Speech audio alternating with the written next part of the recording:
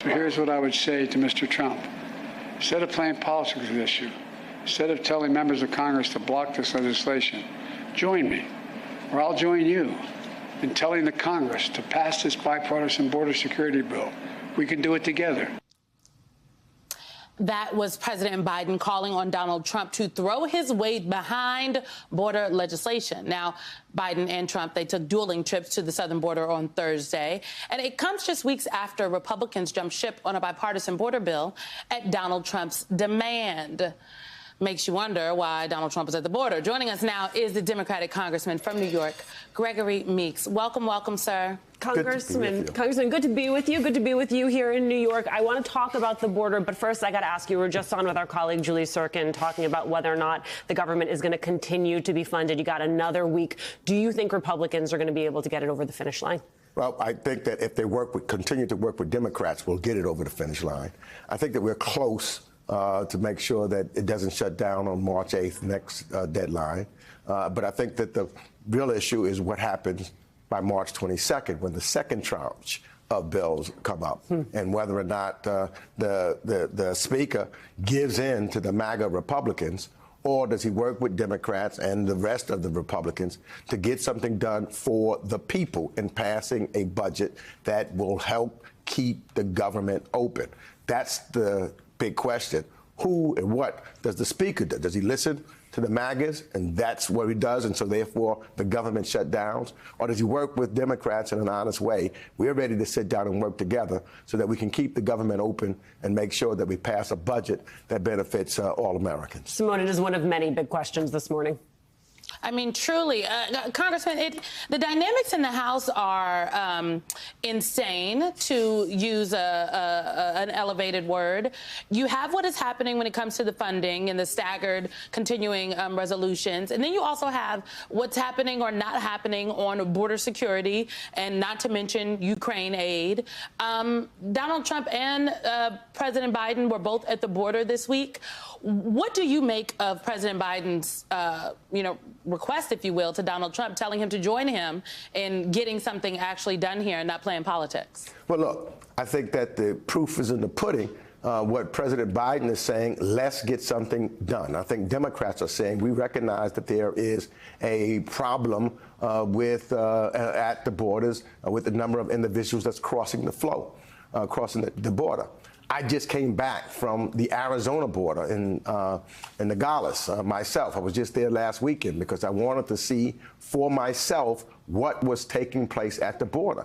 Now, there's individuals that are focused in the supplemental bill that was proposed by the Senate, of which President Biden has agreed. It deals with a lot of the issues that would help us at the borders, particularly our various ports of entry. Donald Trump simply has said to the MAGAs on the House side, don't do it. Don't do anything. Keep it a political issue. We're trying to put people over politics to fix this thing and do it in a humanitarian way so that we can make sure that we can continue to lead. And I've got to tell you, Simone, I saw a tremendous difference on how the border is being handled by Governor Hobbs of Arizona as opposed to Governor Abbott of Texas. Clearly, what I see in Texas, Abbott is playing the Trump role of politics, and Hobbs is trying to make sure that we get the things done so that we can secure our borders, so that we can make sure that we keep illicit drugs from entering, because most of the illicit drugs are entering not through people with backpacks, but through the ports of entry, of which the customs agents clearly articulated to me. I learned so much on this trip. So the Biden way is bringing us together so that we can resolve and look at some of the root causes, also dealing with our folks on the southern border. The MAGA Trump way is to try to divide this country, put a lot of lies in front, but do nothing to solve the problem. Congressman, I wanted to, you bring up the politics a little bit more. You talk about the politics, and it does play a role. Policy right now is also front and center. I want to call your attention to an interesting story out of the New York Times in which they talk about the Democrats blowing the opportunity to actually make New York winnable for them in 2024 by noting the vote to confirm the new maps, the redistricting maps in the state that were signed by the governor. The result, the number of Trump won districts in the state has officially increased from 5 to 6. I get Democrats have this thing about redistricting, but do you really want to redistrict yourself out of the opportunity to take the 5 seats in New York that would largely shift control in the House? What do you say about the political dynamics of the party that seemingly makes it more difficult for itself to actually gain ground on Trump and Republicans in this upcoming race? Look, we have a New York Constitution, but we could not do, and I don't believe it was the right thing to do, what North Carolina did. North Carolina just obliterated any type of fairness at all. Our Constitution that the people voted for in New York prevented that from happening. We had to have an independent redistricting commission that came together, and they came up with the plan. And as a result, the state legislature looked at it. And I think that what we're going to do in New York, as exhibited by what we did in New York 3, a lot of folks did not think that we were going to win that election. We won it. They thought that would be close. We won it by 8 points. So we picked up one already, which, by the way, puts it down to just a two vote different in the House right now. But also, I believe that we can win. We can win in New York. We'll win in New York 4. I think we could win in New York 1. We can win in New York 22. We can win in New York 17. So I think that you'll see that Democrats will pick and win back those seats that we lost, and that we may even add on a seat or two, even with these lines. And I think that that's clear because the New Yorkers understand that what we're trying to do is work together for the benefit of the people and not do nothing as we've seen the leadership of the Republicans do for the last 3 years. Congressman Meeks, I don't know if people are aware that you're also the chair of the Congressional Black Caucus PAC, which is the PAC that is dedicated to recruiting and supporting black candidates who are running for Congress to increase the majority, the members of the Congressional Black Caucus.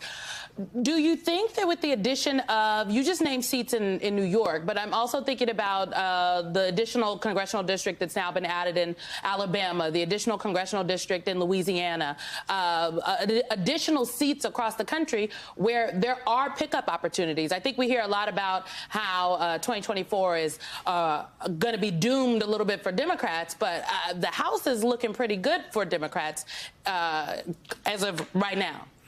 I couldn't agree with you more, Simone. The leadership of Hakeem Jeffries has been tremendous. And I've been running around the country, as you've indicated, as chair of the Congressional Black Caucus Political Action Committee. And we're working to make sure that not only in areas where there are CBC members running, but those other Democrats that will make sure that we are winning and we get into the majority so that Hakeem Jeffries becomes the next speaker. So we are looking at right now, we're running around the country where we may see that the African-American population is 8% or more. And we are looking at where the differences in those elections might have been 3, 4, 5%, which means the turnout in those communities will make a difference on whether a Democrat or a Republican is elected.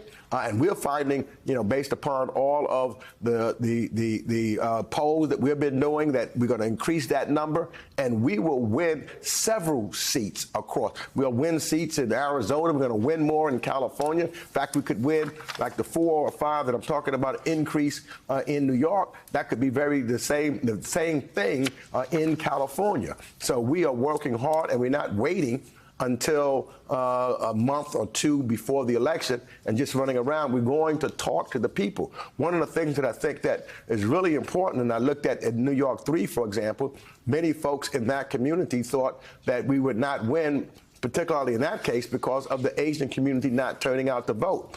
But we went straight to the Asian community, let them know what was at stake, let them know that we were concerned about their issues. We're going to do the exact same thing in these districts where the African-American community is, and let them know the word that we've got to get out is the work, for example, of the Congressional Black Caucus, what we're doing and why we're doing it, so that they understand what's happening. So we've got to do that, social media and other mechanisms to get the word out of the work of the Congressional Black Caucus. And I think you'll see a higher turnout in those areas, and we will win many, many more districts to take us back into the majority.